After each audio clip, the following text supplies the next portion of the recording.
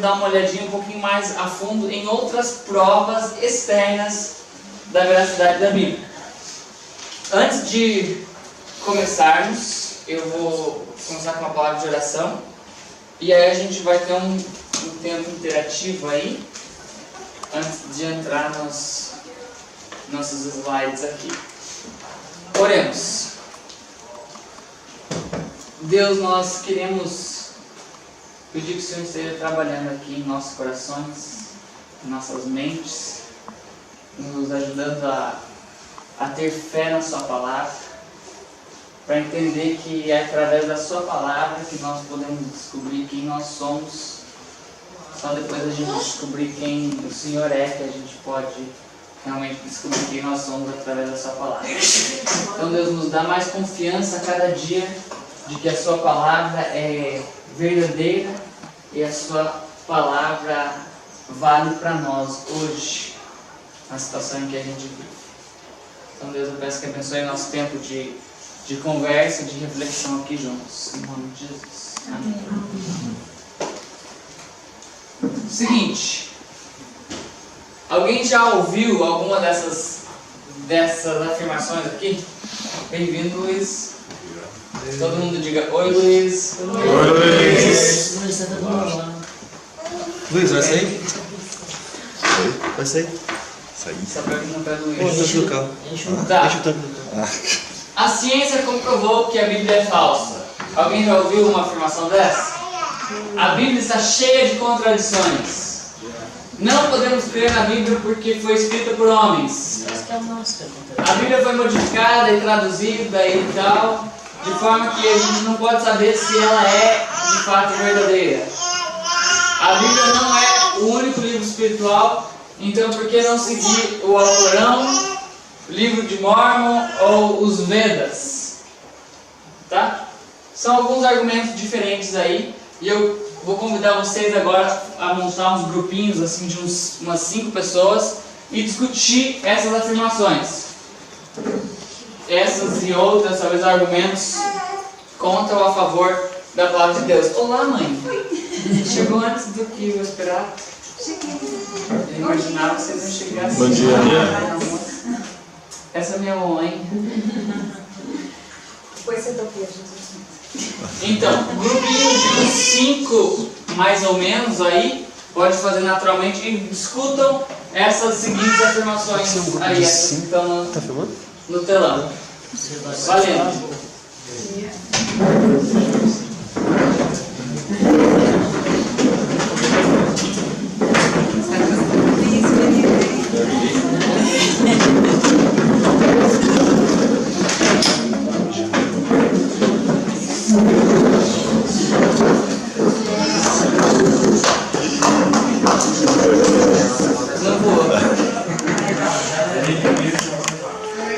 Oi?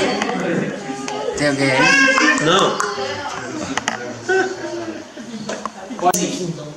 E desde a infância conheces as Sagradas Escrituras e sabes que elas têm o poder de te tornar sábio para a salvação pela fé em Cristo Jesus. Toda a Escritura é inspirada por Deus e útil para ensinar, para repreender, para corrigir, para formar na justiça. Por ela o homem de Deus se torna perfeito e capacitado para toda boa obra. Um versículo legal, um versículo bem usado aí nas suas igrejas para falar da palavra de Deus, que ela é, o propósito dela. Primeiramente, ela nos deixa sábio para a salvação em Cristo Jesus. Ela nos traz fé salvadora. E também ela é útil para nos ensinar, repreender, corrigir, formar na justiça, transformar a nossa maneira de viver e tudo isso, para que a gente possa ser perfeitos, capacitados para as obras que Deus tem para nós fazermos. É um versículo legal. Mas para alguém que já não crê que a Bíblia é a palavra de Deus, eu falar, não, a Bíblia diz em 2 Timóteo 3 que ela é inspirada por Deus. Mas é como eu chegar aqui e dizer, gente, eu sou o presidente dos Estados Unidos. Sabe por quê? Porque eu disse que eu sou o presidente dos Estados Unidos. não tem força de convencer ninguém de nada se alguém já não crê. Para nós que cremos, esse versículo é muito importante. Nos fala do sentido da palavra de Deus, nos fala da inspiração divina da palavra de Deus, mas isso não vai servir em vista aqueles questionamentos de antes. Então esse versículo é legal para você decorar, para você ter no seu coração, para você saber que a palavra de Deus, ela tem o poder de te tornar sábio para a salvação pela fé em Cristo Jesus e pode informar todas as áreas da sua vida. Mas nós vamos por outro caminho hoje. Ônus da prova. O que é o ônus da prova? É a obrigação de um indivíduo em uma disputa epistêmica de fornecer garantias suficientes para sustentar. Como que eu sei o que eu sei? Como que eu sei o que eu sei? Ou assim, como... Acabou a repetição. Como que eu sei que o que eu sei é verdadeiro? Como é que eu sei que essa informação que eu tenho é verdadeira? Isso é epistemologia, se trata de comprovar o que nós sabemos com algum outro argumento. O ônus da prova é que você tem que fazer essa tarefa epistemológica aí. Ao debater sobre qualquer assunto, existe o ônus implícito da necessidade de uma prova que cabe à pessoa que está fazendo a afirmação. Muitas vezes nós, crentes, eu falo por mim mesmo, eu já fiz esse erro várias vezes, a gente enfrenta uma batalha que a gente não precisaria enfrentar. Por exemplo, vamos pegar aquela lá. A Bíblia está cheia de erros. É uma afirmação. Mas aí você pode perguntar, cadê o ônus da prova? Você só fazer uma afirmação não é válido ainda. Fala assim, tá, então me diga alguns erros da Bíblia que aí a gente pode discutir. Então alguém pode falar assim, agora eu te dar um exemplo de um erro na Bíblia, agora você tem um campo para batalhar. Mas às vezes a gente começa a tentar defender algo que a pessoa não tem nem autoridade de fazer essa crítica. Ouviu de algum lugar, alguém disse, achou bonito, então você pode jogar o ônus da prova para essa pessoa. Como que você sabe que a Bíblia é cheia de erros? Me dê 3 exemplos de erros na Bíblia. Aí, se a pessoa não sabe nem te dizer qual que é o erro da Bíblia, ela não tem fundamento nenhum para fazer essa crítica. E aí talvez você pode até evitar uma discussão, evitar ter que entrar nessa batalha. Mas então é importante a gente lembrar que ao tentar debater ou tentar convencer de alguma coisa, a gente tem que cuidar com os nossos argumentos. Então agora vocês me perguntam, né? Como é que você sabe dessas afirmações que eu fiz ali no começo? Tá? Não se preocupem, eu quero batalhar ao contrário a essas afirmações. Mas um primeiro grupo, assim, eu tava começando a lidar com os negócios que o pessoal me achava que eu tava argumentando contrário à Bíblia. Eu falei, não, gente, calma. Então vamos dar, assim, eu vou passar rapidamente aqui. Eu não quero me delongar nessa parte, porque eu acho que a maioria dessas perguntas vão se responder até o final do workshop. Então não se preocupe se alguma resposta não veio ainda. Aí você pode me perguntar no final se faltou responder, beleza? A ciência comprovou que a Bíblia é falsa. Vamos dar um exemplo de uma prova. O evolucionismo comprova que Deus não criou o mundo em 6 dias. De fato, não tem como conciliar as duas coisas. Então, se alguém veio a crer que o mundo veio a existir por acaso, com milhões de anos e o desenvolvimento das coisas, então ou aquilo é verdade ou a Bíblia é verdade. Então, dependendo da cosmovisão da pessoa, os argumentos vão fazer mais sentido ou não. Se alguém é um naturalista, não crê em milagres, tudo que a Bíblia diz sobre sobrenatural, Jesus multiplica pão, faz pão do nada, caminha por sobre as águas, uma virgem concebe e dá luz ao Messias. Para alguém que não crê no sobrenatural, diz, a Bíblia é um conto de fadas, porque de fato uma virgem não pode conceber. Então isso poderia ser um argumento de alguém que tem essa afirmação. A Bíblia está cheia de contradições. Vamos fazer um exemplo. Jesus mesmo, no Sermão da Montanha, ele fala para não julgar. Não julgueis para que não sejais julgados. Aí alguns versículos para frente, Jesus fala que você tem que julgar. E aí alguns versículos para frente, ele confronta os fariseus e fala: e vocês são filhos do seu pai, o diabo. Me parece que ele está julgando, né? Como é que alguém concilia essas coisas? Alguém pode fazer essa informação e dizer: tá vendo? Jesus mesmo é uma contradição. Mas alguém dando uma informação dessa, a gente tem um campo para trabalhar.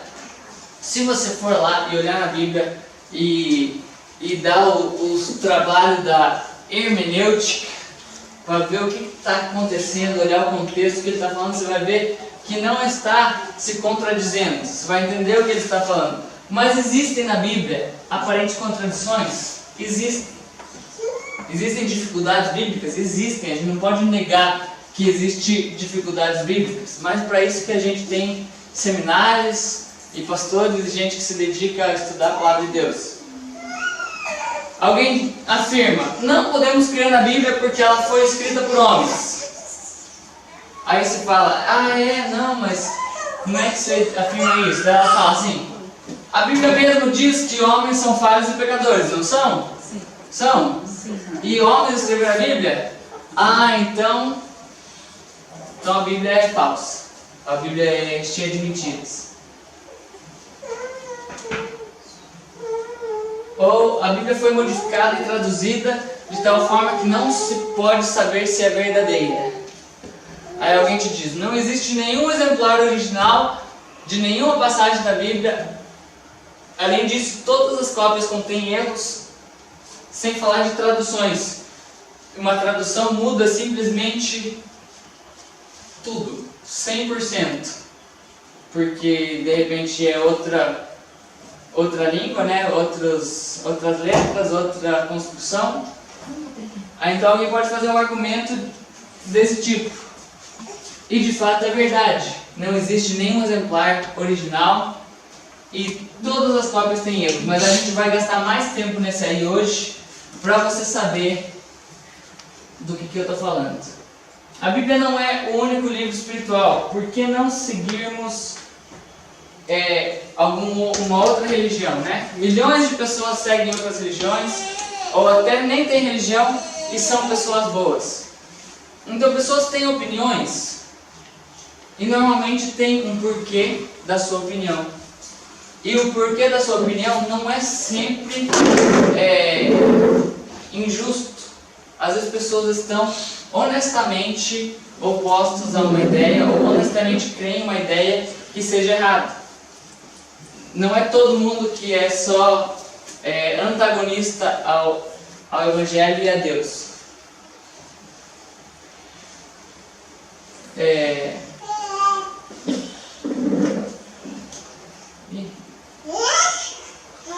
Parece que eu mudei. Faltou um slide.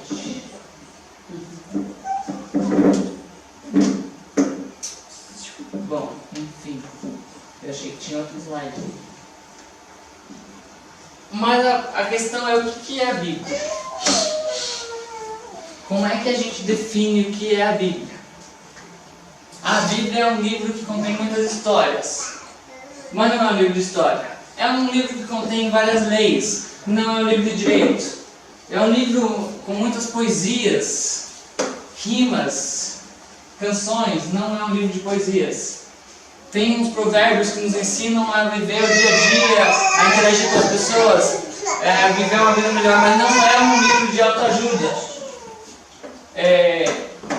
Fala de religião, explica a religião, mas não é um manual religioso. Nem política, nem biografia, nem guerra, nem saúde, porém contém todas essas coisas. O que é a Bíblia?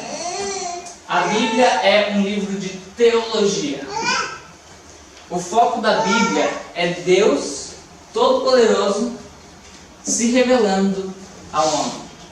Deus se revelando ao homem. Então, primeiramente, a Bíblia se trata de Deus. Quem Ele é. Em todos os aspectos da Bíblia a gente deve olhar e procurar o que isso nos diz sobre Deus. A revelação, Deus se humilhando para fazer conhecido quem Ele é para a sua criatura.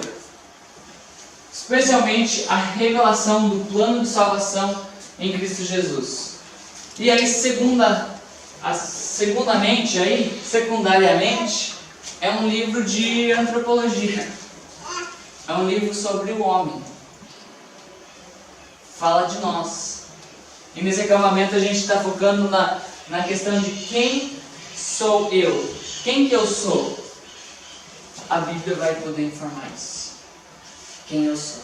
Primeiramente, quem Deus é e quem eu sou em relação a Deus.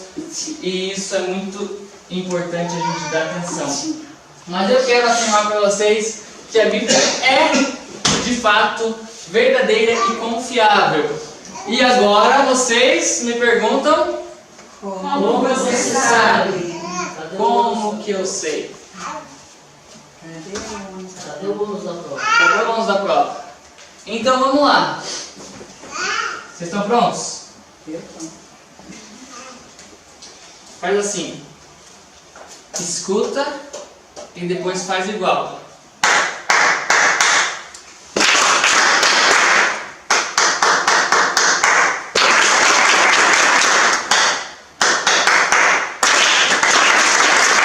Ótimo. O Novo Testamento é o documento antigo mais confiável da humanidade.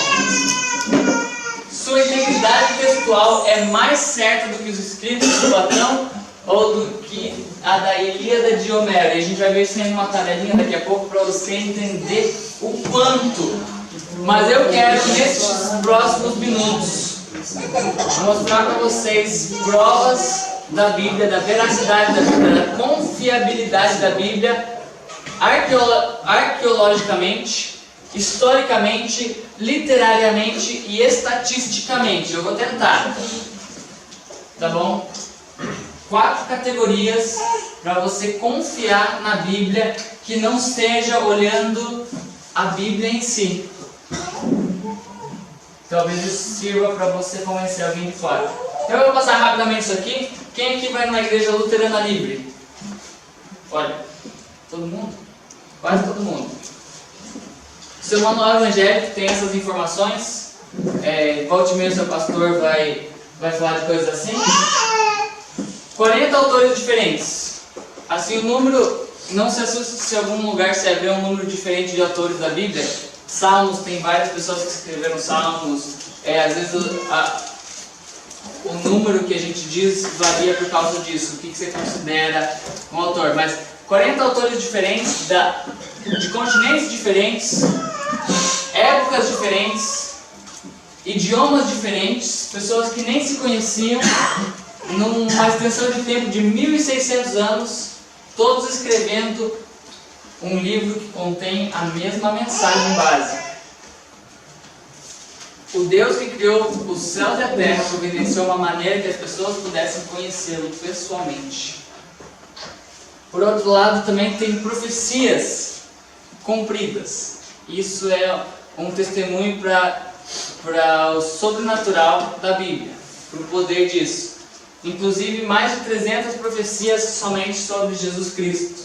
Na época de Natal a gente vê muito isso, né? Jesus foi profetizado que ia nascer de tal forma, em tal lugar, tudo assim acontecendo da forma que foi profetizado. Então isso aí é um testemunho da Bíblia que você vai ouvir aí na sua igreja. Mais de 5.000 manuscritos do Novo Testamento. Bem mais. Mas considerando uns poucos, 5.000 manuscritos do Novo Testamento, mais de 10.000 manuscritos do Antigo Testamento, tem como comprovação para a gente olhar. Variações. Eu falei que nenhuma cópia é igual a outra de manuscritos do Novo Testamento. do Antigo Testamento também. Quem aqui foi para a escola? Quem aqui precisava copiar do quadro? Ou o professor gritando? Quem aqui já errou alguma coisa que estava escrevendo? Tá? Manuscritos da Bíblia foram escritos à mão, copiados à mão. E às vezes a gente soletra uma palavra errada. Às vezes a gente pula uma palavra, escreve a mesma palavra 2 vezes. Às vezes a gente esquece pontuação. Enfim, a gente erra ao copiar. E isso, sem dúvida, aconteceu em manuscritos da Bíblia. Mas isso não compromete o que a gente tem. A gente vai dar uma olhada nisso mais pra frente. Eu achei que eu estava mais pra frente, estou vendo o próximo slide ali. As variações dos manuscritos são tão raras que os estudiosos Norman Geisler e William Nix concluem que o Novo Testamento não só sona se o que Platão disse era mesmo o que ele disse. O pessoal não fica assim, não, mas não... Bom, dizem que Platão disse isso, mas não tem como saber, porque é um livro muito antigo, a gente não tem muitos manuscritos, então considere isso, né? Se não foi Platão, foi alguém em alguma época, mas deixando assim, ninguém fala isso, né? Se fala de Platão, se fala assim, normalmente, sem dúvida alguma. A Ilíada de Homero, essa é a melhor que tem antes da Bíblia, né? 800 anos antes de Cristo, 400 anos antes de Cristo as cópias mais recentes. Então temos 400 anos de intervalo e tem 643 cópias. Bastante, né? Agora, se você for olhar aqui, ó, Novo Testamento, 50 a 100, né? Tem vários livros ali, é o Apocalipse de São João, 100 anos depois de Cristo. Mas as cópias mais recentes têm porções de até tão recentes quanto 114, né? Lá no 114. Mas vamos pegar o pior.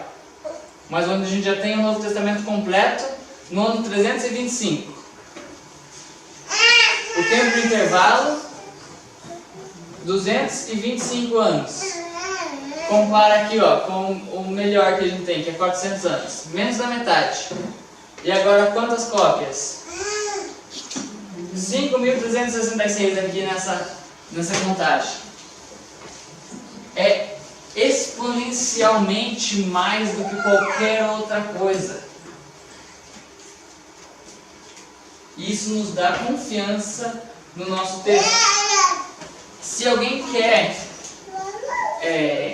contrariar a Bíblia por ser um livro histórico, manuscrito, copiado e coisa assim, aí você fala para eles que tem que descartar tudo isso aqui, as guerras gálicas de César, as análises de Tácito, Platão, a Ilíada, descarta tudo. Porque se você não vai aceitar a Bíblia, você não pode aceitar nada. Em comparação aí.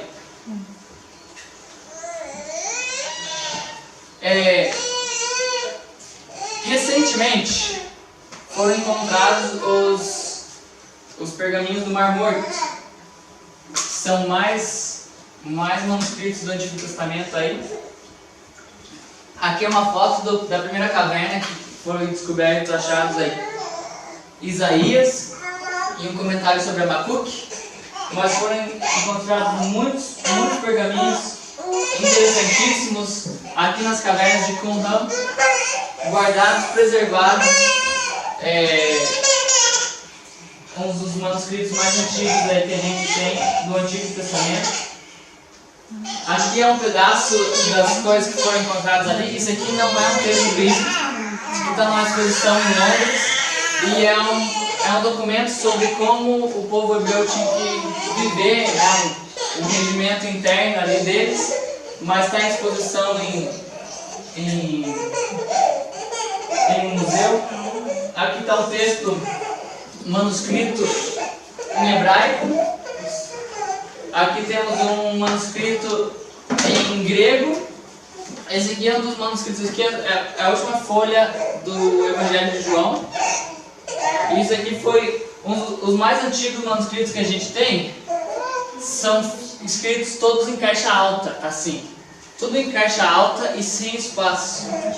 Então, ao melhorar para a leitura, foi modificado o estilo disso aqui, e isso também ocasiona algumas das variantes, as variações no texto. Mas temos vários tipos de documentos preservados. Tem em papiro, tem em couro, né? Couro de animal, tem umas formas de pergaminhos diferentes, todos com cópias da nossa Bíblia. Esse aqui é o P53, esse aqui é o pedaço mais antigo de papiro que se tem, é só um pedacinho, não é muita coisa, mas nos dois lados tem texto de João, mas só dá testemunho da antiguidade disso, que não foi algo que foi escrito depois do fato. Mas tem variantes, e isso pode mandar alguém, entrar em parafuso aí. Mas, quando um copiador comete um erro sem perceber, variantes acidentais. A maioria dos erros não causam conflito nenhum. É escrita de alguma coisa, é uma vírgula, é alguma coisa que não influencia nada, né? Uma marca, algum lugar que ficou apagado. Mas tem algumas que providenciam alguma diferença. E nós vamos dar uma olhada em alguns desses.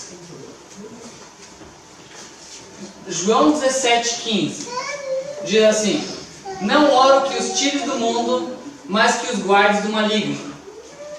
Em alguns manuscritos apareceu assim, ó: não oro que os guardes do maligno. Como é que isso acontece? Quando você está copiando, você olha para uma folha e volta para a sua. Olha e volta para a sua. Quando volta o olho, às vezes acha uma linha que começa igual a que você estava copiando. E aí você pula para ali. Temos partes da Bíblia que assim falta um parágrafo, porque termina uma frase que era igual à construção, e aí aparece de novo embaixo, e aí no vai e vem se perdeu. Então alguém voltou o olho, oro que os, e daí voltou o olho para oro que os guardes do maligno. Daí ficou não oro que os guardes do maligno. Mas o que a gente tem? Uma disciplina de crítica textual que avalia as cópias que a gente tem e compara uma com a outra e acha os erros. Porque se alguém faltou uma palavra, o outro que copiou não faltou a mesma palavra. Se alguém repetiu uma palavra, o outro que copiou não repetiu a mesma palavra. O erro que um fez não é o mesmo erro que o outro fez. Então, ao comparar, a gente tem um consenso no que é. Outro tipo de erro: quando a gente copia a mão, às vezes a gente abrevia, porque você está escrevendo muita coisa, então se dá para encurtar alguma coisa, encurta. Abreviações às vezes causaram conflitos com as futuras cópias, de talvez alguém não entender bem ou está meio apagado. Mas tem um exemplo aqui de abreviação em grego para a palavra de Deus. É duas letrinhas que mudam para a palavra de quem. E aí fica assim, alguns manuscritos tinham a versão que era: quem se manifestou em carne, foi justificado em espírito, visto dos anjos, pregado entre os gentios, crido no mundo e recebido acima na glória. Quando na verdade era para ser: Deus se manifestou em carne, foi justificado em espírito, visto dos anjos, pregado entre os gentios, crido no mundo e recebido na glória. Mudou alguma coisa? Não mudou. Mudou a palavra, fica à vontade. Mudou a palavra, mas o conteúdo da Bíblia não se perde assim facilmente. Eu vou pular algumas aqui.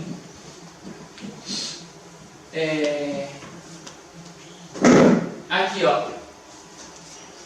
Esse é outro tipo de erro que acontece quando um copiador sabe bem o que a Bíblia diz e às vezes coloca alguma coisa da sua cabeça ali. Por exemplo, a gente está acostumado com a oração do Pai Nosso. Pai Nosso, está no céu, de Mateus. E quem está copiando aqui? Assim.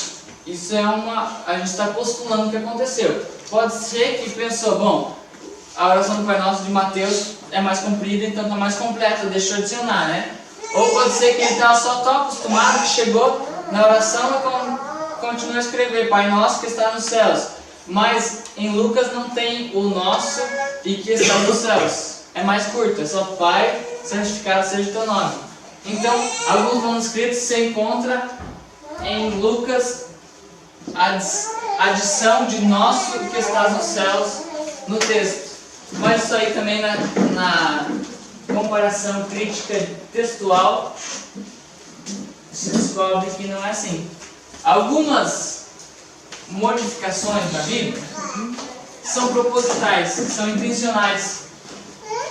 Também não é certo, mas com boa intenção. Aqui um escriba possivelmente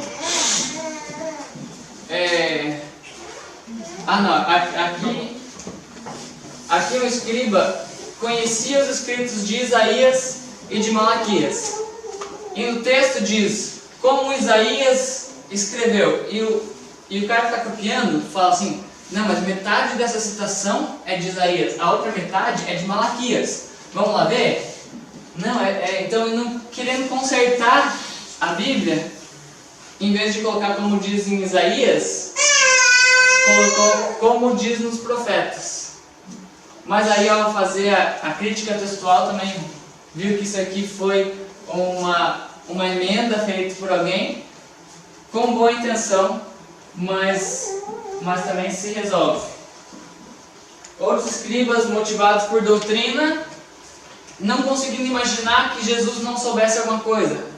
Marcos 13:32 diz assim: quanto ao dia e a hora, ninguém sabe, nem os anjos do céu, nem o Filho, senão somente o Pai. Algum escriba não conseguia imaginar Jesus não sabendo algo. Então a solução fácil, omite nem o Filho, e aí ele dorme em paz. Que ele não escreveu que Jesus não sabe de alguma coisa. Mas essa é uma dificuldade. Mas o texto diz: nem o Filho sabe o dia e a hora que Cristo vai voltar. Então algumas mudanças, algumas dificuldades dessas aparecem. Mas não se preocupe. Não se preocupe. Com tantos manuscritos para comparar, se pode identificar os erros com muita precisão. São poucos os erros que nos dão diferença de conteúdo. A maioria dos erros são só um erro na parte de escrever. Mas a disciplina de crítica textual se dedica a isso e tem pouquíssimas dúvidas com respeito ao que é.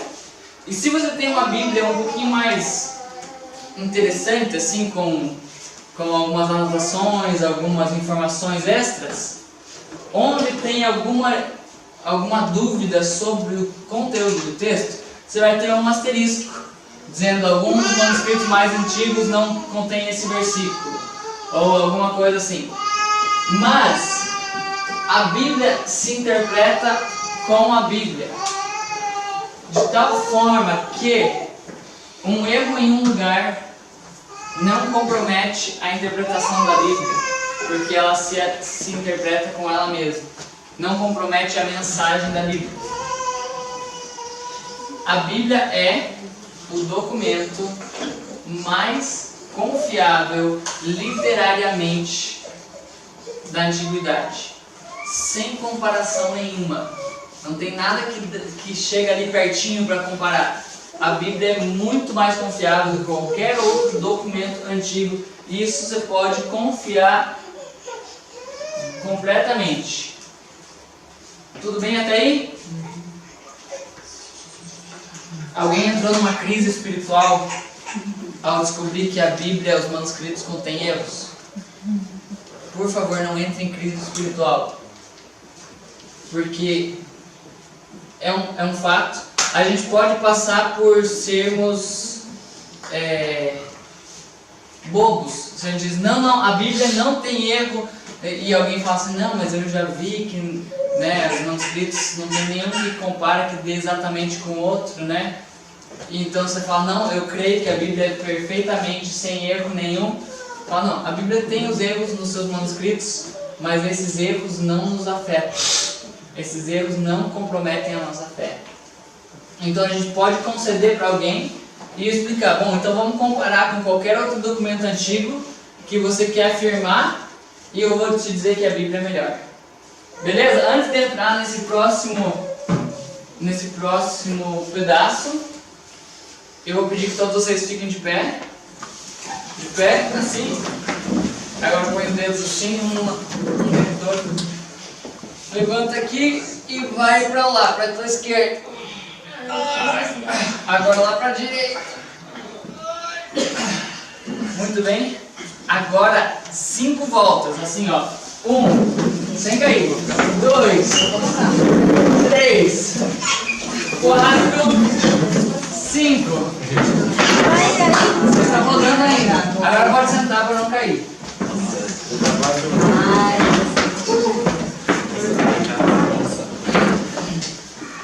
Eu estou falando isso aqui, e aí eu ouvi dizer do grupo ontem que o pastor Irã está roubando meu exemplo também. Alguém já ouviu falar de Alexandre o Grande? Batalha, guerra, conquista. Ele ganhou, acho que o maior império do mundo, não foi? Conquistou desde a Macedônia até a Índia. Agora, Alexandre o Grande não tem nenhuma prova arqueológica, nenhum artefato, nada que indique que ele chegou ao Oriente, que ele chegou à Índia. Nada na Índia foi encontrado, coisa alguma que confirme que ele esteve lá. Não quer dizer que ele não esteve, mas não foi encontrado nada que possa confirmar, afirmar, reafirmar isso. Então, pelo que a arqueologia sabe, pode ser que seja um conto, né? Um conto elaborado das conquistas de Alexandre Magno. Biografia da vida de Alexandre Grande foi escrito 300 anos depois da sua morte. 100, 200, 300 anos depois da sua morte é que foi escrito sobre a biografia da vida dele e o que aconteceu.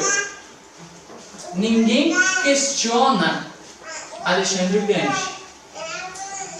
A biografia de Jesus, as histórias de Jesus foram escritas por contemporâneos de Jesus nas próximas décadas depois da morte de Jesus. E pessoas que tentam questionar Jesus. Então, você vê que a gente não briga num âmbito honesto, justo. Se você quer criticar a Bíblia, você vai ter que fechar sua mente para todas as provas históricas e arqueológicas que existem por aí. E aí você vai ter que também descartar todos os outros, qualquer coisa histórica da antiguidade, porque a Bíblia é a coisa mais confirmada que existe. O livro de Mormon. Alguém conhece alguma coisa dos Mormons? Um cara, Joseph Smith, 1860, 1863, algo por aí, teve uma revelação de um anjo moroni, apareceu para ele e revelou para ele onde ele poderia encontrar umas placas de ouro com helioglifos desconhecidos, e foi revelado a Joseph Smith como interpretar estes, e ele os traduziu, e eram escritos de profetas de antiguidade do Jesus ressurreto, foi para as Américas e revelou o verdadeiro evangelho para os povos antigos das Américas. Tem relato desses profetas de cidades, de locais nas Américas em que ocorreu essa revelação. Esses profetas que escreveram, que Joseph Smith traduziu e compôs aí o livro de Mormon. Agora, a arqueologia não tem encontrado nenhuma dessas cidades, nenhuma comprovação física antiga da existência dessas civilizações ou desses profetas. Então, a arqueologia indica que o livro de Mórmon é um conto de fadas. Mas agora nós vamos para a arqueologia que comprova a Bíblia. Mas antes disso, eu tenho mais uma. A arqueologia confirma a nossa Bíblia. E a gente já vai olhar um pouco dessas coisas.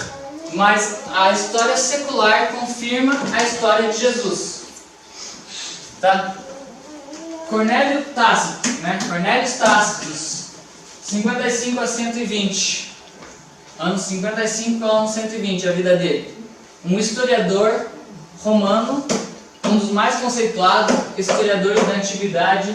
Ele escreve sobre a perseguição que os cristãos sofreram na mão de Nero, e falam que os cristãos que tomavam seu nome de um tal de Cristo que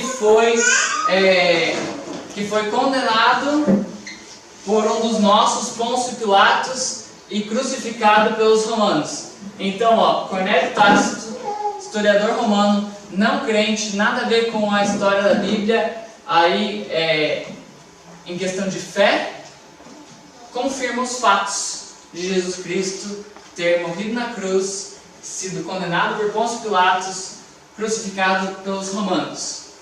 Muito interessante. Flávio Josefo. Aí ele não é um historiador tão conceituado porque ele era vendido, né? Ele era judeu e ele estava tentando agradar Roma. Então o que ele escreve às vezes é um pouco assim, com alguns interesses diferentes. Mas ele também, não crente, confirma a história do Novo Testamento, a morte de Jesus Cristo, Pôncio Pilatos, e ele não era cristão, não tinha uma motivação para promover essa mensagem, e ele se refere aos cristãos e tudo isso também.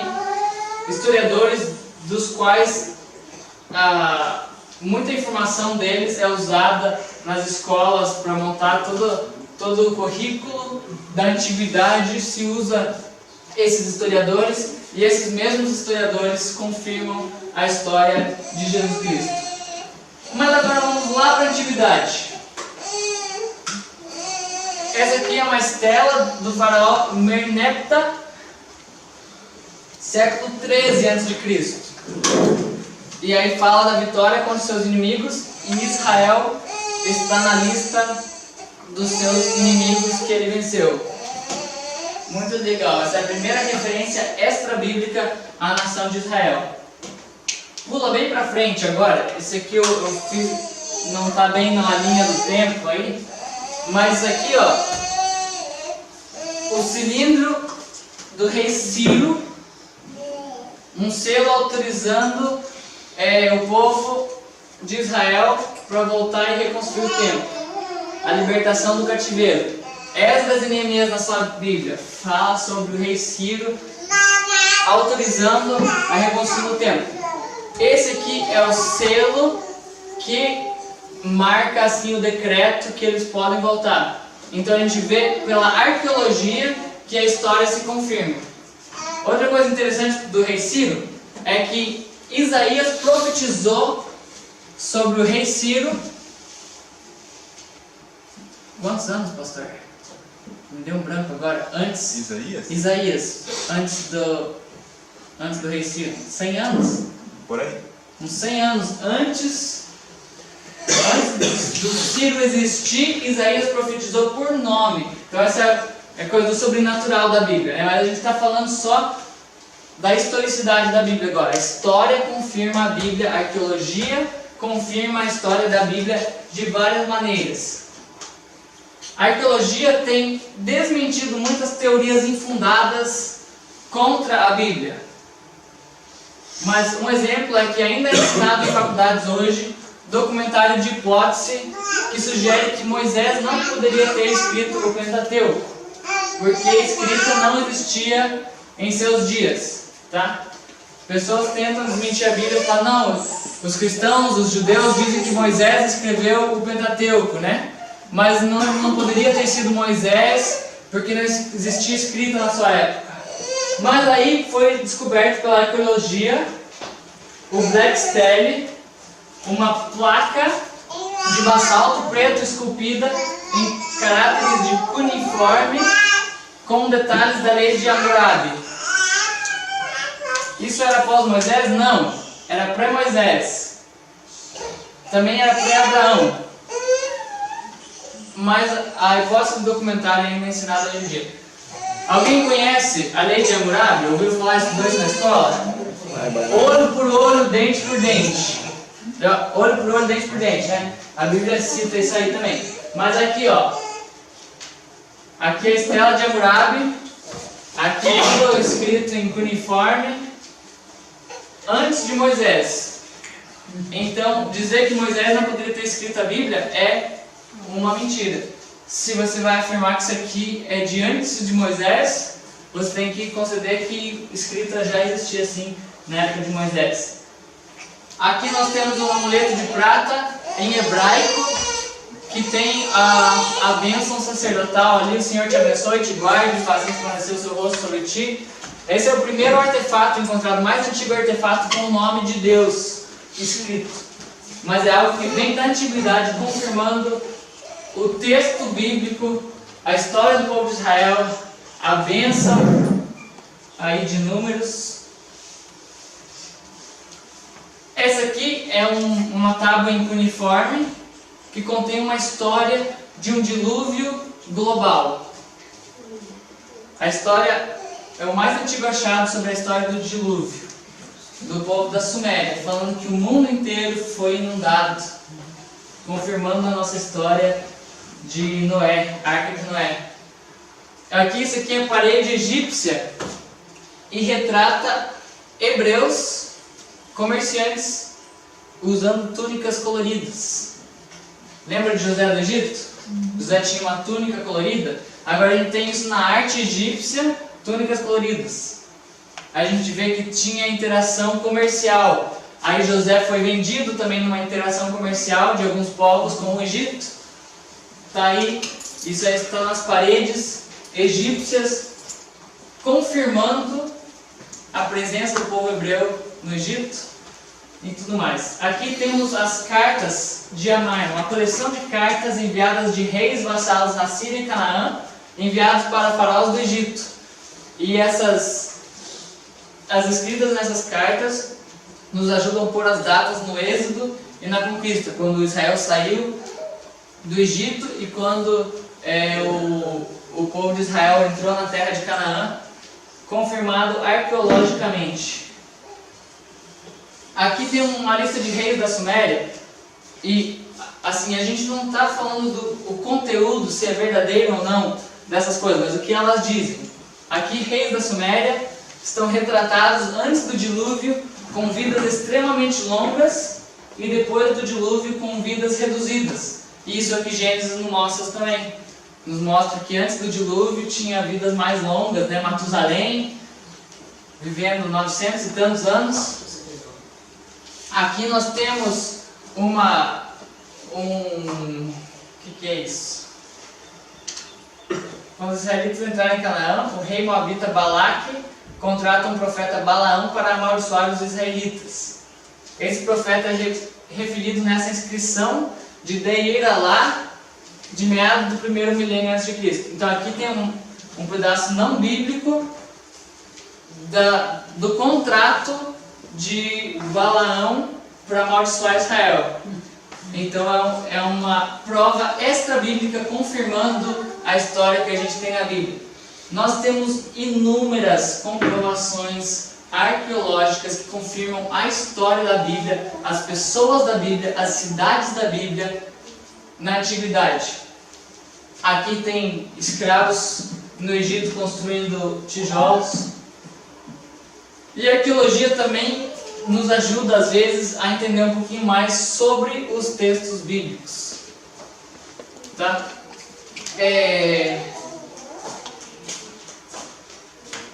Como é que é, Pedro? Diga... Vem aqui, Pedro. Eu preciso de você, Pedro. Vai lá, diga bum, tica bum. Vai lá. Eu dizer? É. Eu falo, vocês repetem. Fala bum, tica bum. Fala bum, tica bum. Fala bum, tica waka, tica waka. bum. Fala bum, tica waka, tica bum. Oh yes. Oh yes. Mais uma vez. Mais uma vez. Só que agora. agora. A voz bem fininha. Fala bum, tica bum. Fala bum, tica bum. Fala bum, tica waka, tica bum. Fala bum, tica waka, tica bum. Oh yes. Oh yes. Mais uma vez. Só que agora. Voz bem grossa. Fala bum, tica bum. Fala bum, tica bum. Fala bum, tica waka, tica bum. Fala bum, tica waka, tica bum. Oh yes. Oh yes. Mais uma vez. Mais uma vez. Só que agora. Acabou. Muito bem. As crianças, né? A arqueologia também nos ajuda às vezes a entender um pouquinho mais sobre o texto bíblico. Nós temos aqui no Egito a representação do faraó, do poderoso, é sempre representada assim, de braço esticado, braço estendido. E o texto de Êxodo 6:5: tirei de debaixo das cargas dos egípcios, livrai-vos-ei da sua servidão, vos resgatarei com um braço estendido e com grandes juízos. Então Deus, a palavra de Deus dando essa imagem para o povo: vos livrarei com o braço estendido. A imagem que já era considerada uma imagem de poder. Deus livrou o povo de Israel com poder. É uma coisa que a gente, da nossa cultura, vou livrar-vos com o braço estendido, né? Como é que Deus vai livrar com o braço estendido? O que isso tem a ver? Isso tem a ver com uma demonstração de poder. E é legal que a arqueologia também nos ajuda nessas questões.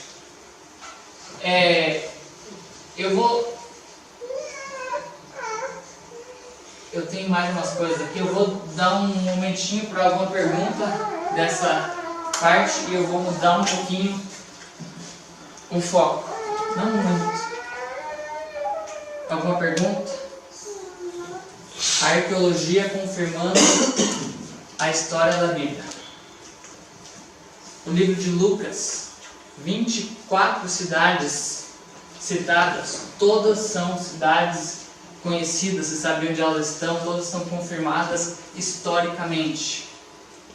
Não como o livro de Mormon, que não tem nenhuma cidade que foi encontrada ou que de fato existiu pela arqueologia e pela história. A Bíblia é confiável como um documento histórico. Tá? Não comprovamos que é a palavra de Deus, certo? A gente falou de profecias um pouquinho, marcou a profecia que existiu, mas isso é um outro passo, é um passo de fé. Uma vez que você tem um documento, que é um documento histórico confiável, você vai entrar em contato com essa palavra de Deus e o sobrenatural vai trazer fé ao seu coração. Mas se você desacredita o documento em si, aí você está sem chance. Então a gente tem outras batalhas a serem travadas, mas essa é uma delas. Quem já assistiu Deus Não Está Morto 2? Tá? Eu vou pôr para vocês um pedaço. Spoiler. Um pedaço desse filme agora. Senhor Entra, próxima questão. Poderia dizer seu nome e experiência para os autos? Meu nome é James Warner Wallace. Sou detetive aposentado de homicídios do condado de Los O Angeles. senhor é autor do livro O Caso do Cristianismo? Sim, eu sou. Pode contar para o tribunal o subtítulo do livro, por favor? Um detetive de homicídios investiga as alegações dos evangelhos. Seria correto dizer que seus deveres como detetive de homicídios incluem investigar casos já encerrados? Sim, essa é a minha especialidade. A maioria deles não é resolvida com testes de DNA? Protesto, conduzindo. O advogado está testemunhando de novo. Eu vou reformular. Desses seus casos encerrados, quantos foram solucionados através do DNA? Nenhum. Isso é popular na TV, mas nosso departamento nunca teve a chance de solucionar um caso pendente com DNA. E como esses casos são solucionados? Examinando alegações de testemunhas oculares, alegações que foram feitas muitos anos antes, mesmo que muitas vezes as testemunhas já tenham falecido. Perdoe minha ignorância, Sr. Wallace, mas Como isso é possível? Nós temos algumas técnicas que usamos para testar a confiabilidade de uma testemunha, incluindo uma coisa chamada análise forense de declaração. Essa é uma disciplina com a qual examinamos as declarações de testemunhas oculares, procurando o que elas escolhem minimizar, o que elas escolhem enfatizar, o que elas omitem, como elas estendem ou encurtam o tempo. E quando examinamos esses relatos de testemunhas oculares, geralmente sabemos quem está mentindo, quem está dizendo a verdade e até quem é o culpado. E o senhor já aplicou essas técnicas fora da alçada ou do âmbito oficial?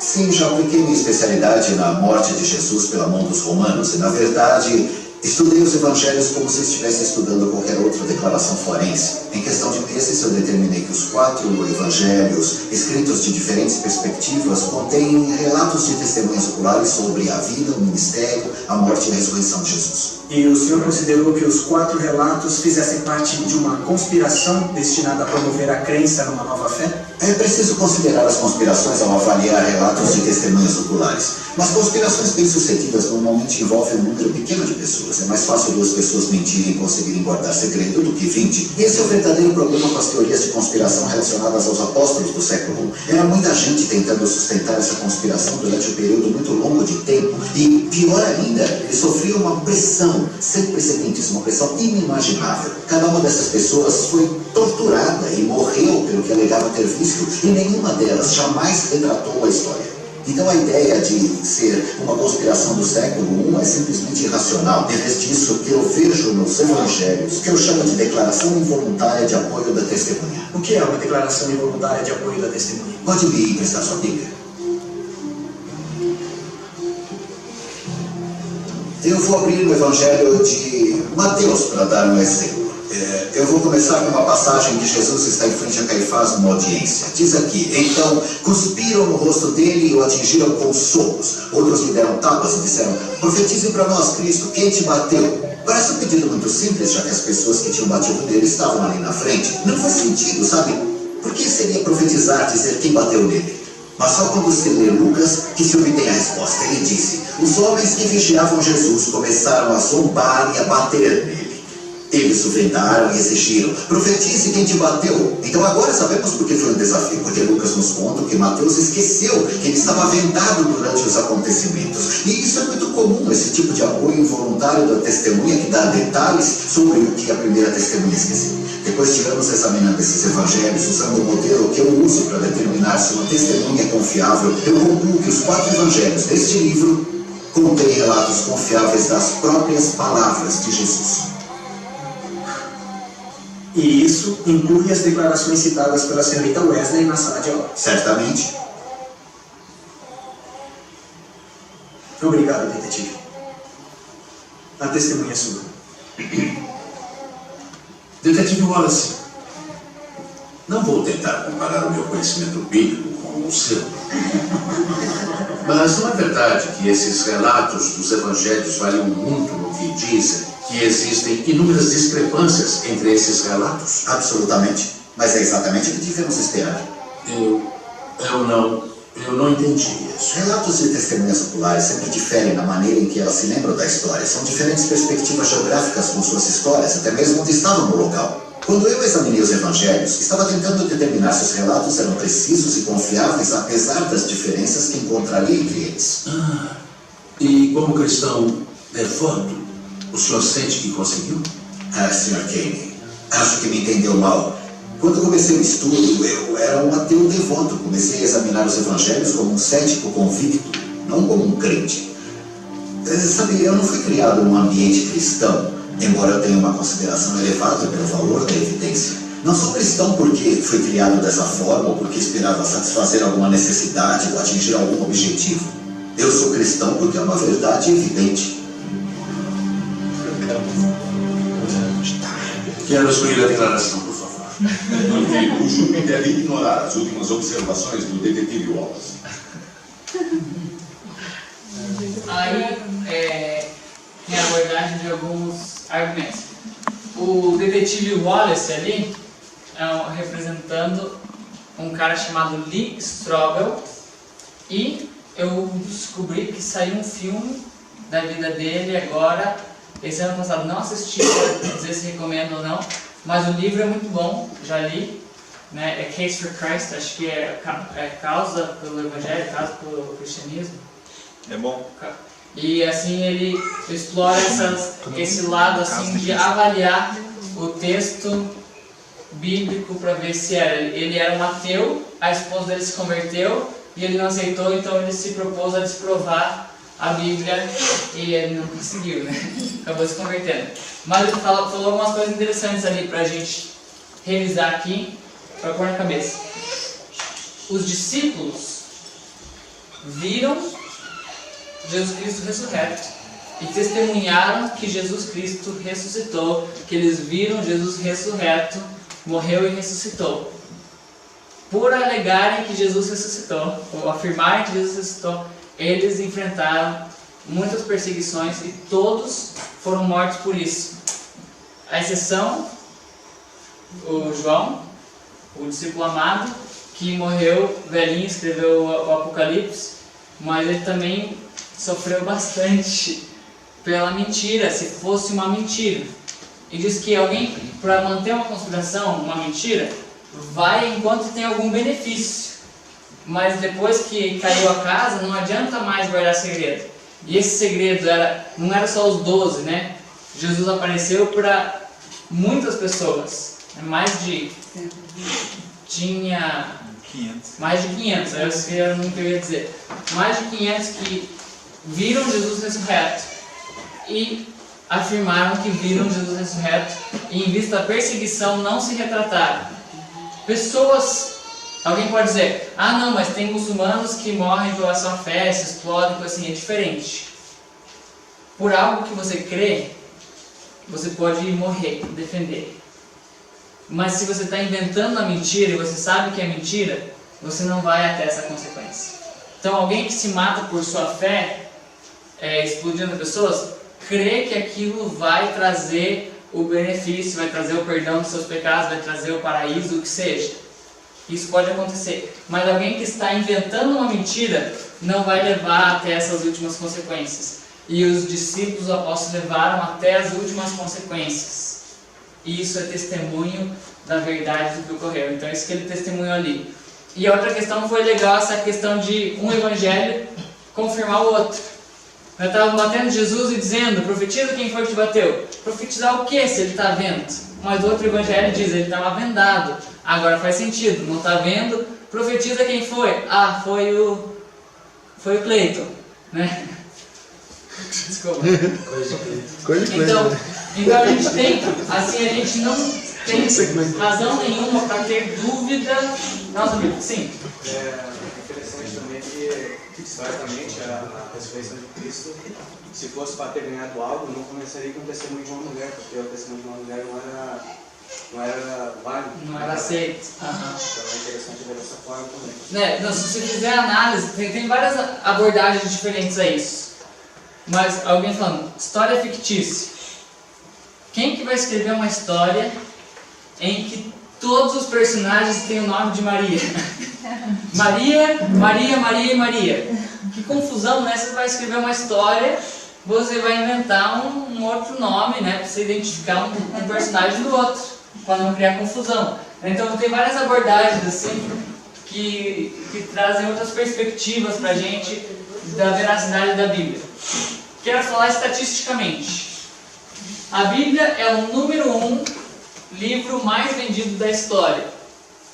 2,6 bilhões de Bíblias vendidas no mundo. Isso, se fosse contar as Bíblias distribuídas gratuitamente, passa de 6 bilhões. Bastante Bíblias estão por aí. A Bíblia, que é um livro que pessoas já sofreram perseguição por ter a Bíblia, foram queimados por tentar traduzir a Bíblia, foi um livro que tem sido confiscado, que tem sido muito atacado, e mesmo assim ele continua a crescer e se espalhar e se expandir. Isso é algo fora do normal, é algo diferente. Vamos comparar o próximo livro depois da Bíblia. É o livro vermelho de Mao Tse-tung, que foi exigido obrigatoriamente para toda a população da China 900 milhões de cópias foram feitas, distribuídas obrigatoriamente. Compara 900 milhões com 2,6 bilhões. Foi? Não, se você quiser comparar com 6 bilhões, você pode também. Mas para pegar sempre os números mais modestos. Isso aqui é milhões. Isso aqui é bilhões. A diferença de 1 milhão para 1 bilhão é razoável. É uma diferençazinha assim, grande. Estatisticamente, a Bíblia nos tem que dar uma pausa e avaliar essa situação. Perguntas, por enquanto. Ficou branco, né? Alguém tem alguma pergunta, observação, comentário? Só acrescentando, né, que nem lá, o cara até falou da testemunha ocular, mas existia também a tradição oral, né, que era passada histórias de pais para filhos e tal, que também foram escritas. Nenhum livro foi escrito por aquela pessoa, mas foi escrito através das histórias ouvidas daquela pessoa. Tem muito assim, o Pentateuco foi escrito, compilado por Moisés, né? Mas tem todas as histórias do Gênesis, dos patriarcas, tudo que foi passado para ele de alguma forma, realidade, em lembrar fatos e detalhes e passar conteúdo. Eu tenho uma lista, a gente já olhou alguns desses, né? A gente comentou de alguns desses daqui, eu vou ressaltar mais algum, né? Eu falei de Moisés, que não poderia ter escrito o Pentateuco, daí descobriram que poderia. Diziam que a cidade de Ur, a cidade de onde veio Abraão, que não existia. Era uma das críticas, né? Abraão veio de uma cidade inexistente. Aí Ur foi descoberto. Os hititas, a Bíblia fala dos hititas e as pessoas falam, não, mas o povo hitita nunca existiu e agora recentemente a civilização hitita foi desvendada e tem tanta informação sobre os hititas que se pode ter um doutorado em estudos hititas da Universidade de Chicago. O meu professor na Universidade de Northwestern era doutor em civilização hitita. Meu professor de história lá. Então, o que diziam que os hititas não existiram, agora pessoas do mundo secular estudam civilização hitita. Então, você vê que todas as críticas que tem contra a Bíblia vão sendo descomprovadas. E a palavra de Deus permanece verdadeira. Quem sou eu? A Bíblia é a única forma de realmente conhecermos quem nós somos. Quem nos criou está se revelando a nós através da Bíblia, a fim de conhecermos quem nós somos e quem pela graça nós podemos ser. A gente falou um pouco das comprovações, dos argumentos em prol da Bíblia, que não usam a Bíblia em si, mas a intenção é que você possa confiar de fato que a Bíblia é verdadeira. E ao confiar que a Bíblia é verdadeira, você dê atenção para o que a Bíblia diz. E a gente falou que a Bíblia não é um livro político, ou histórico, ou arqueológico, ou qualquer outra coisa. Ele é um livro teológico, é uma revelação de Deus. Deus, Theos, se revelando a nós. E a mensagem principal, a gente tem ouvido, e a gente vai ouvir, vai precisar ouvir de novo para pôr no nosso coração. É de João 3,16. Pode falar comigo? Porque Deus amou o mundo de tal maneira que deu seu Filho unigênito para que todo aquele que nele crê não pereça, mas tenha a vida eterna. Quem eu sou? Eu sou um pecador. Eu sou humano, falho, caído, que não tinha esperança alguma de atingir o céu por conta. Mas por alguma razão, por alguma loucura de Deus, Ele decidiu amar o homem rebelde, o pecador, aquele que não está nem aí para Ele. E porque o homem não podia se salvar, Deus falou, não, eu quero salvar a minha criação. E eu vou lá. E Jesus veio, Deus se fez carne e habitou entre nós. Viveu a perfeição que nós não podíamos viver. Morreu a morte que nós merecíamos morrer para nos oferecer restauração, perdão de pecados. Nós somos todos criaturas de Deus. Somos todos amados por Deus. E somos todos convidados a sermos filhos de Deus pela fé.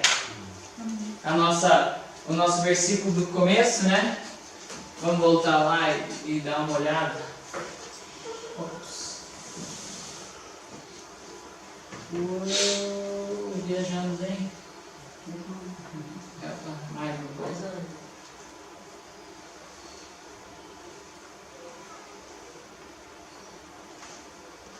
Aí, e desde a infância conhece as Sagradas Escrituras e sabes que elas têm o poder de te tornar sábio para a salvação pela fé em Jesus Cristo.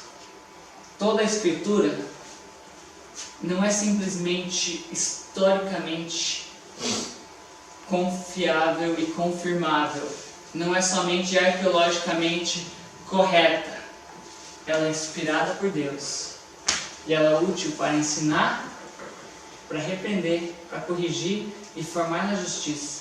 Por ela o homem de Deus se torna perfeito e capacitado para toda boa obra. A palavra de Deus nos traz a mensagem da salvação. Mas não só isso. A palavra de Deus nos ajuda a saber a vontade de Deus para a minha vida. Para saber quem eu sou e o que eu devo fazer, como eu devo viver, o que Ele quer fazer através de mim. Isso vem através do ensino, a repreensão, a correção e a formação na justiça. Porque Deus quer que você você descubra quem você é em perfeição. Para te aperfeiçoar para tudo aquilo que Ele tem preparado para a sua vida. Deus quer te usar. E Deus quer te usar como uma pessoa resolvida, confiante de que por mais que você não merece, você é amado por Deus. Você é aceito por Deus e Ele pode te usar. Você mesmo, do jeito que você é, entrando nesse caminho de transformação, pelo ensino, pela repreensão, pela correção, pela educação na justiça, no aperfeiçoamento do Espírito Santo. Amém? Amém. É isso. Eu vou orar por nós. Aí no final. Tem mais algumas coisas aqui. Mas a Bíblia é 100% confiável. Existem muitas outras evidências da veracidade da Bíblia, profecias cumpridas, vidas transformadas. Tá? A Bíblia transforma vidas. Você pode pegar inúmeros testemunhos de alguém que era de um jeito e entrou em contato com este livro e foi transformado. Mudou a maneira de pensar, de agir, mudou tudo. Vidas transformadas é um testemunho da verdade da Bíblia. A harmonia das Escrituras, eu te digo, não é necessário você se acovardar em vista à oposição. Não precisa. Cleiton, eu vou te dar uma resposta aqui, eu esqueci, eu ia abordar isso mais para trás. Você falou do seu amigo muçulmano, né? E algumas críticas que ele tem posto. Te dar um pedacinho de informação. A gente olhou aquelas questões históricas ali. Joséfo, Tácito falando da crucificação, da morte de Jesus Cristo. O Alcorão, escrito 400 anos depois de Cristo, diz que Jesus não morreu na cruz. O Alcorão contradiz a história secular e a história da Bíblia. O Alcorão foi escrito por motivação de um só, sem testemunho de muitos ao longo de muitos anos. São coisas que diferem o Alcorão da Bíblia. Então o Alcorão faz afirmações que até a história não afirma. Então se ele quer entrar em crítica de texto bíblico, você tem um pouquinho de informação aí sobre textos bíblicos, como oração de textos. Existem aquelas cópias bíblicas que são diferentes de outras.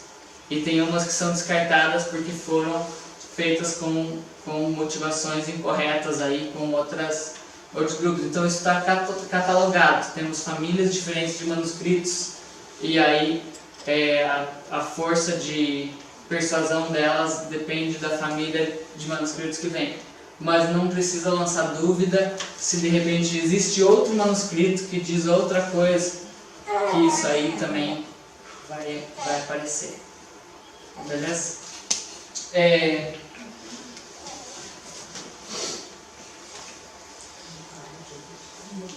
Crer na Bíblia não é ter a cabeça fechada, como alguns dizem, né? Você tem a cabeça fechada, acredita na Bíblia, livro espiritual aí. Pelo contrário, é se abrir para todo o conhecimento divino que se contém na Bíblia. Na verdade, o único jeito confiável de eu conhecer o Deus Todo-Poderoso é através da Bíblia. As pessoas querem experienciar Deus na montanha, em algum êxtase, né? Algum fogo, alguma coisa. Mas nós temos Joseph Smith como um exemplo. Ele pode bem ter visto um anjo Moroni que falou todas essas coisas para ele. Mas eu duvido muito que esse anjo era de Deus. Nós sabemos que o diabo e os seus comparsas aí caíram do céu, que vão ser condenados no fogo do inferno. Eles são contra Deus e eles têm poder sim. Eles podem aparecer e podem convencer você de qualquer coisa. E algo que você experiencia pode ser muito real para você. Pode ser muito verdadeiro para você. Como é que você sabe se é verdade? A palavra de Deus. Eu posso ter muitas ondas de fé, eu posso estar muito convicto de uma experiência que eu tive, mas a experiência não é a verdade absoluta. Deus é. Então a gente tem que sempre se afirmar na Bíblia. Porque se a Bíblia não diz, ou se a Bíblia diz contrário, eu fico com a Bíblia antes de qualquer experiência que eu já tive. E a gente deve fazer o mesmo. Porque a gente pode ser iludido. Podemos sim ser iludidos. Mas a Bíblia permanece verdadeira. Você só descobrirá quem você realmente é conhecendo o seu designer na sua palavra. Leia sua Bíblia. Que Deus te abençoe. Vamos ficar de pé para uma palavra de oração.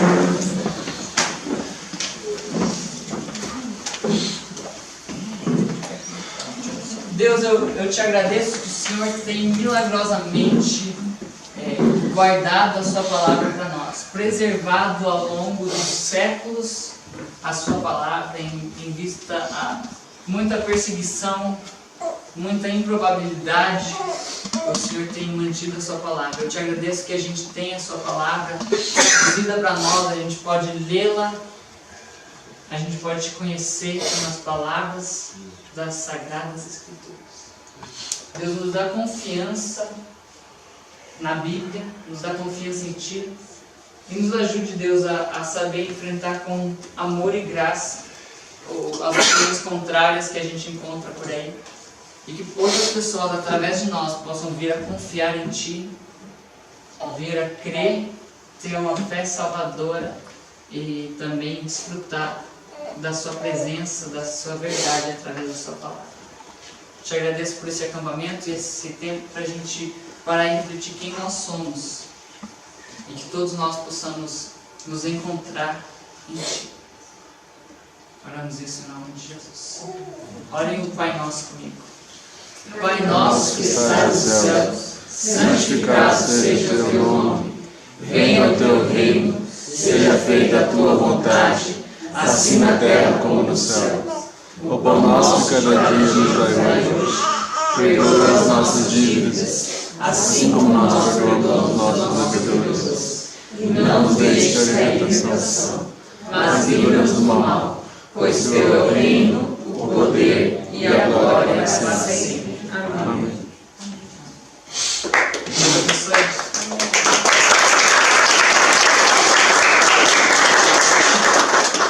Se alguém tiver alguma pergunta,